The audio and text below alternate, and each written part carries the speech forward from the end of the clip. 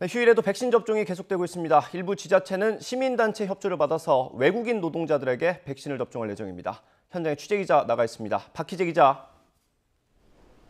네, 저는 서울 구로구 예방접종센터에 나와 있습니다. 네, 지금 박 기자 나가 있는 곳에서 외국인 노동자 접종이 진행되는 거죠? 네, 그렇습니다. 오늘 낮 1시 반부터 이곳 센터에서 외국인 노동자들을 대상으로 한 백신 접종이 시작됩니다. 제 뒤로 보이는 천막이 바로 접종 대기 장소인데요. 아직은 비어 있습니다. 오늘 투여할 물량은 한 회만 접종하면 되는 얀센 백신입니다. 접종이 확정된 예약 인원은 현재까지 538명입니다.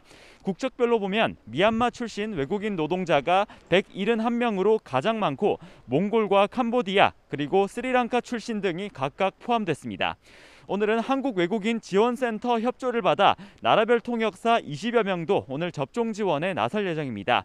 오늘 접종을 위해 투입된 의료진은 모두 15명입니다. 구로구는 평일에는 외국인 노동자들이 따로 시간을 내어 접종할 만한 상황이 안 되는 경우가 많고 방문에도 언어 문제로 긴급 상황에 대비할 수 없는 사정 등을 고려해 일요일에 따로 접종을 진행한다고 설명했습니다. 네, 집단 감염 사례들도 좀 살펴볼까요? 네, 어제 방역당국이 수도권 지역에서 신규 집단 감염으로 분류한 사례는 모두 5건입니다. 서울 동대문구에 있는 한 수산시장에서 지난달 30일에 종사자 1명이 확진된 이후로 모두 31명이 확진됐습니다. 현재 상인과 시장 방문자들을 상대로 전수검사가 이뤄지고 있습니다. 또 경기 고양시에선 물류센터에서 지난달 29일에 직원 1명이 처음 확진된 이후 모두 12명이 감염돼 격리치료에 들어갔습니다. 부천시에 있는 한 병원에선 지난달 24일부터 시작한 이 환자발 감염으로 모두 23명이 확진됐습니다. 화성시 집단 감염 규모도 큰데요.